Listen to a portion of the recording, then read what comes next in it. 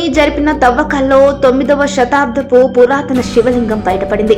అక్కడి చామ్ temple complex లో archaeological survey of India జరుపుతున్న పునరుద్ధరణ పనుల్లో ఈ శివలింగం బయటపడింది. ఈ విషయాన్ని భారత విదేశాంగ మంత్రి జయశంకర్ సోషల్ మీడియాలో వెల్లడించారు. దీంతో ఇరు దేశాల మధ్య నాగరికత సంబంధం విషయంలో మరింత లోతుగా అధ్యయనం చేయొచ్చని అన్నారు. 9వ శతాబ్దానికి చెందిన ఇసుక రాతితో చేసిన ఏకశిలా శివలింగం బయటపడింది.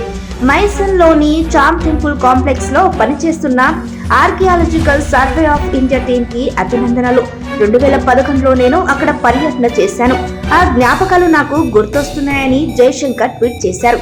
కాగా వియత్నాంలోని కాంగ్ నామ్ పరిధిలో ఉన్న మైసన్ సిటీలో చామ్ టెంపుల్ ఉంది. దీన్ని యునెస్కో వారసత్వ సంపదగా గుర్తించింది.